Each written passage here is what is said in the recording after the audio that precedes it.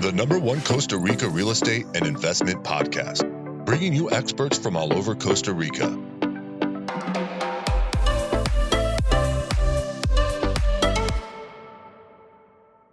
Good morning, guys. Welcome to Costa Rica Real Estate and Investments Podcast with me, your host, Richard Begson. Today, episode 164. It's crazy to think that I've done 164 of these things and keep doing them.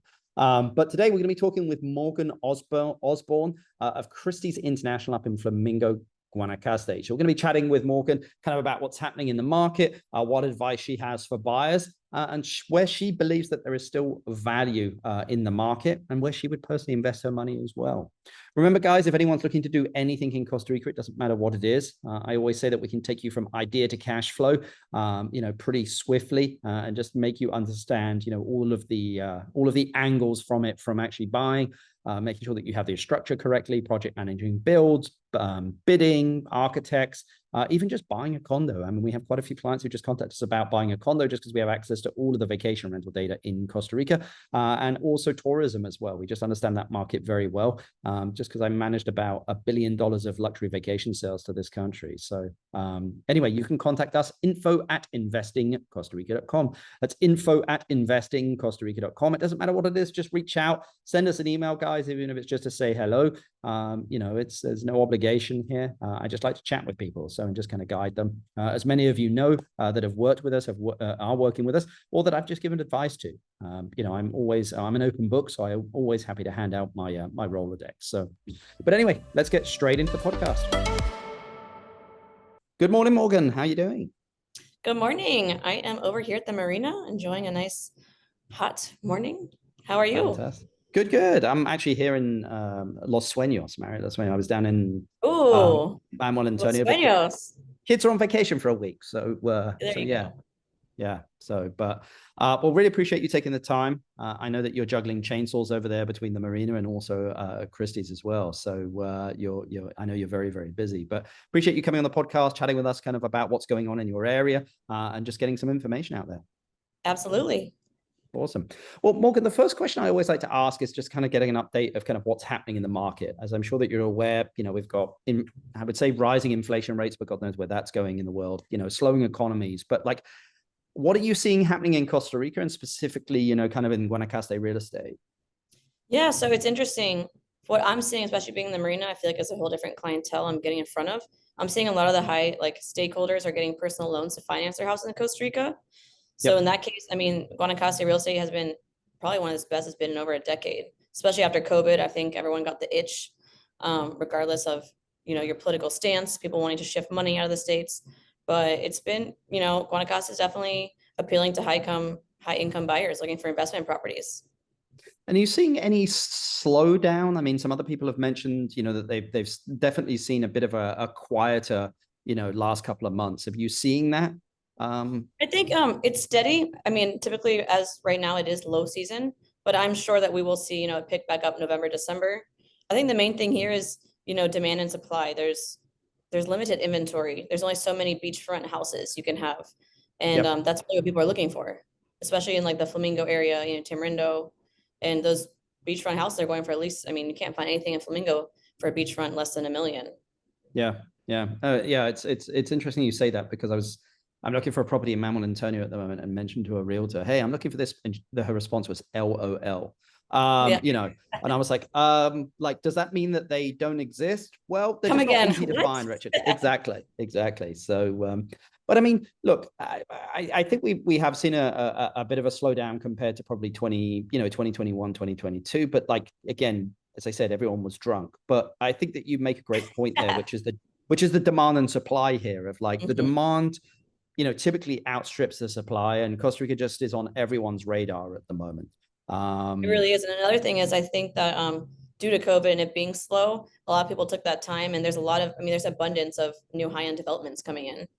Yeah. I mean, well, what do you think the next 12 to 18 months look like for Guanacaste real estate? I'm thinking it will remain steady for what we call at least slow season right now. It may drop a little. We are seeing, like you said, a little bit of, it's being a little stagnant right now, but that is normal. I'm really hoping that, high season, November, December kickoff, And I think that, the marina, especially in the Flamingo area, has really changed the game for real estate and just putting Flamingo back on the map again. So I'm Yeah. hoping that it'll get better, at least stay steady. Yeah, I mean, yeah, it's going to be very interesting again, as you mentioned, in the next 12 to 18 months. I'm on my side, the demand is still pretty strong, so I think this upcoming high season is still going to be there, and there's just not much on the market, as you said. I mean, we've got some new stuff coming on the market, but A I lot of think it's not ready though for another year or two. It's almost like true. pre-construction or Yep. pre-sale, so it's going to take a second. Well, I mean, the advantage of that is, potentially we might see a swing more to the buyer. So the buyer has a little bit more power. But that being said, Morgan, you and I were working on some stuff over in like the Tamarindo Langosta area, and definitely that's a seller's market still. Oh my gosh, yeah, Yeah. absolutely. So It's quick as well. I mean, I think another thing to think of too is it's more difficult for North Americans or people that aren't used to the way sales work here is, people here don't have mortgages on their houses. Therefore, they don't really care about the financing as much. They're going to take the first cash offer for the most part as they can. So I think yep. that's kind of a different process to explain to clients that aren't used to buying internationally or especially in Costa Rica versus, in the States. So that's been definitely a. Well, I mean, definitely where you are in Flamingo and also kind of Tamarindo. I mean, these are two main like hubs for people having vacation rentals, people owning homes, or making investment. I mean, how would you compare the two, and which would you say it would be a better investment? Yeah, I think it's really difficult, the two, right? It's like apples and oranges. To me, Yep. complete different locations. There's no comparison. To me, Tamarindo would be more appealing for the younger generation. There's such a high amount of tourists there. There's a high amount of rentals there. The plethora of restaurants and nightclubs, activities generates a lot of the tourist interest. I'm sure if you went to the airport and asked most people, I mean, Tamarindo's on the map. Most of them are going to Tamarindo to have fun. Yep. I think Flamingo appeals to maybe a higher end crowd. It's definitely become a higher price point. But then again, you also have, Potrero and Surfside, which have great rentals. I think if I was going for having a good property management program, it'd probably be Tamarindo as of right now. Who knows what the future holds in Flamingo, but I'm seeing as of right now, a lot of people in Flamingo, at least like Flamingo and Potrero, are more so buying for like luxury residences. People Yeah. wanting to live there personally, not as much focusing on the rental or ROI. But I think it's more so like them wanting to bring their family down or having another beach house, seasonal house. So I would think if it came to investment vacation rental, I would probably choose Tamarindo for right now. Okay. Well, I mean, I think that, the data actually, Flamingo is really good as well. Like, I mean, there's, actually, I think Flamingo has an actual better average daily rate on condos than Tamarindo does, just because as you mentioned, there's a plethora of like condos there in Tamarindo, especially the 1 and 2 bedrooms. Whereas in Flamingo, there's not as like they exist, but there's not as many. Rarely. Yeah, there's not No. much inventory unless there are some resales. Yeah, exactly. So like the average daily rate appears to be higher in Flamingo than Tamarindo, but the occupancy, in Tamarindo kind of outstrips Flamingo a little bit, but not much. There's not that much difference there. I think you nailed it there too, though. I think occupancy, yeah, because there's more people be Tamarindo. And then again, though, if you have a house or you're doing property management in Flamingo, I think obviously the price point is gonna switch. You can charge a lot higher in Flamingo, I would say, per night in general. I mean, as you said, that the clientele is definitely different. I mean, Tamarindo is kind of that first time, person that arrives. Everyone goes to Tamarindo. That's exactly what I tell, buyers, that's like your risk-free first one. But then, once you want to really see some Maine and you're able to kind of move around and feel more comfortable, then I would definitely go and, invest in Flamingo or invest in, other beaches around, Costa Rica, go down south, you can definitely move around. Well, you'd mentioned about kind of like, the Marina has now re-put Flamingo on the map because, I mean, in the 90s, Flamingo was the place, it was happening, and then it just kind of quietened down. I think that moved to probably Los Sueños, actually. A lot of that fishing moved then down to Los Sueños. Like it used to be Ocotal, then it was Flamingo. Now I think it's Los Sueños, and then from Los Sueños, it's kind of dispersed to Quepos and maybe a little bit. And now it's kind of going back up to Flamingo. I mean, what has been the impact of the Marina on Flamingo, and what do you think that that's going to do for the area long term? Yeah, so I mean, we've been open at least for a year, and I'm the director of marketing in Flamingo, so I'm here every day. So what I have noticed is, this is already bringing in a huge new clientele. On the slip aspect, we have super yachts coming in and larger boats, which are bringing in their owners, and they're starting to charter out here and only doing chartering the Pacific. So we're seeing a lot of people coming in and also wanting to have their boat here, but also live near their boat. Yep. When it comes to overall, I think the marina is bringing Flamingo obviously back on the map. But as a community, it's also able to offer a lot more jobs to locals, and we're able to integrate surrounding communities.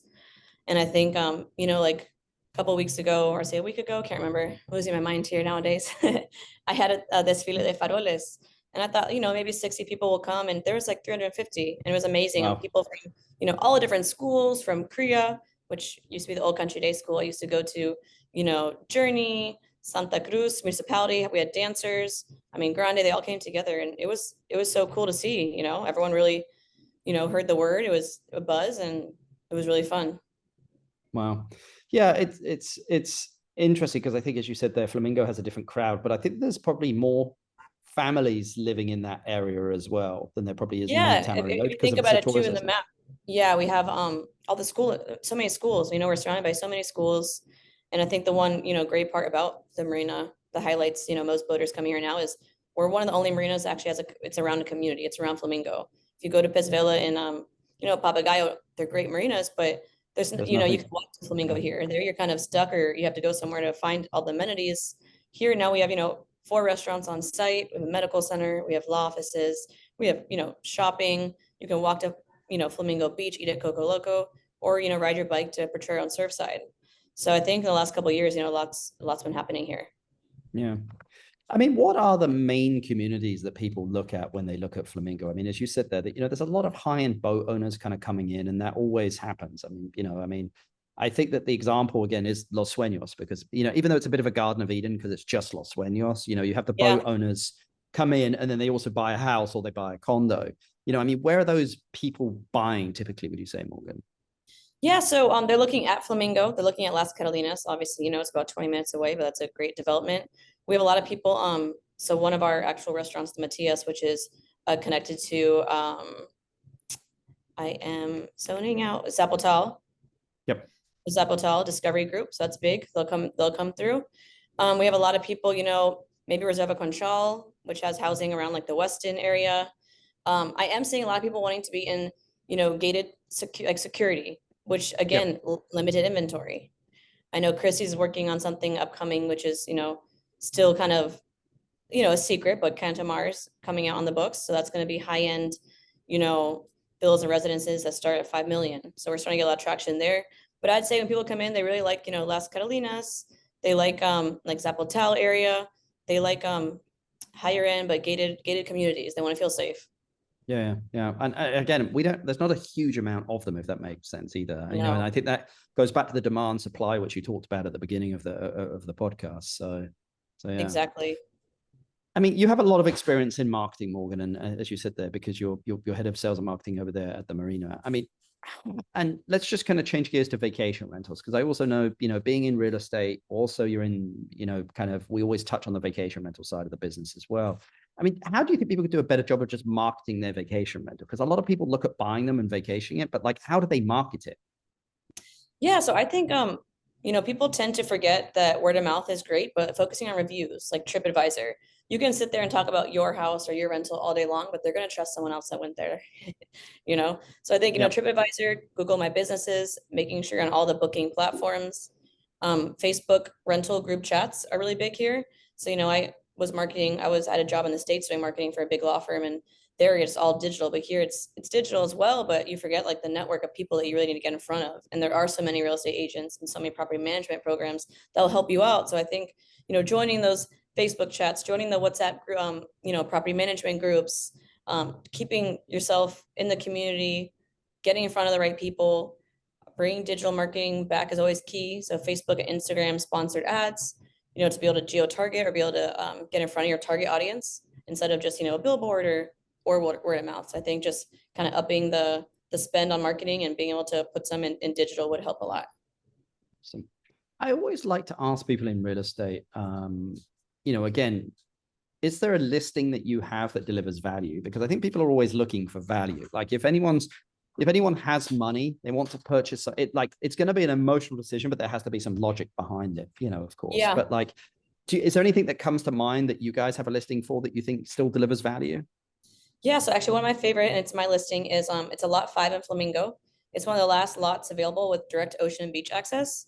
So this would be perfect for a client that's looking, obviously an investment. It would be a client looking for a high-end residential development, whether it's like 6 to 8 large tropical residential homes. And you could sell each one for about $1 million, I'm sure. The listing itself is 14,722 square meters, and it's going for 6.5 million. Yeah, my family owns it. They're developers here, and they've been here for about 35 years. But it's one that, I haven't really promoted that much because we're not in need to like sell right away. But I think that has just so much value because we just talked about Flamingo, not having as much inventory. And this is basically I couldn't say private beach, but basically a private beach that you could use secluded to all your clients. Yeah. I mean, it's I always say to people it's like taking a pizza and slicing it up. Sometimes the money that you get after you've sold the slices is more than just selling the pizza itself. So yeah. And just the clientele coming into Flamingo, as you mentioned, though, I mean, once you start getting super yachts come in, a couple of $1 million is nothing to these guys. Well, yeah, exactly. And like I said, you can't find a beachfront home in Flamingo for under $1 million nowadays anyways. Yeah, exactly. So, well, there you go, guys. If we've got any developers listening to this, reach out to Morgan there. Yeah. So, I mean, a lot of people looking to move now and also relocate to Costa Rica. And they're always asking like, okay, what am I going to do for work? And I'm always like, look, there's money in the street. You just need to pick it up. But like, there are services that are missing. I mean, what businesses and services do you think are still missing in Guanacaste? Many, but I think I work in Flamingo all day. So I think when it came to at least Flamingo or that, Guanacaste area, I mean, dry cleaning. I can't think of anywhere I can go dry cleaning my clothes, and I have like, nice linen clothing, or it's the simple things, I don't think that we have access to, like when it comes to medical and pharmacies and hospitals, we have that everywhere. So I think that's fine. But again, it's like the smaller things, like, in Flamingo, there's no Alto Mercado. The closest grocery store is going to be Masai, which is smaller and has all your organic, like higher end things. But at the same time, sometimes you just want something that's, easy and big. Like my groceries, I have to go to Alto Mercado, which is at least good 30-35 minutes with traffic to Tamarindo. So, I mean, larger grocery stores, dry cleaning, I mean, salons, there's not many salons, like, or spa, at least around the marina, there's no salon or spa. A lot of people, captains or owners come in and they go fishing for the day, and their wives are like, hey, I want to get my nails done and go to a salon or get a blowout. There's not many options around here. I'm sure that, again, it's all these ancillary services that come around like living here, and you don't realize it until you're living here of what it is that you don't have, like the convenience of it. Exactly. So, well, awesome. Well, Morgan, my last question for you, because I'll not keep you any longer, which I love to ask everyone, is if you inherited $500,000 and had to invest it into a business or real estate in Costa Rica, what would you do with it and why? I think I would invest in income producing real estate. I personally love people. I love, learning about the market, and I love property management. I actually do all the leasing for the villas at the marina. So I would definitely invest in that. And then, that could be like my passion. And I think I would invest in something on a sideline, like a supermarket or something large. Cause to me, there's unlimited demand for all products and items people need to function. It's a day-to-day need. And some of those things, we don't have around here. So I think that would do very well. Nice. So yeah. I mean, a supermarket ain't sexy, but it's probably a great business. Exactly. The house will be sexy. Supermarket will just be smart. Beauty and brains. There you go. Well, Morgan, really appreciate you taking the time to come on the podcast here. I will put all of your contact detail description in the description down below. Anyone that wants to reach out to Morgan can do. And again, thanks for taking the time to chat with us. Yeah, I appreciate you, and thanks for inviting me. Hope to see you soon. Awesome. Have a good one, Morgan. Ciao.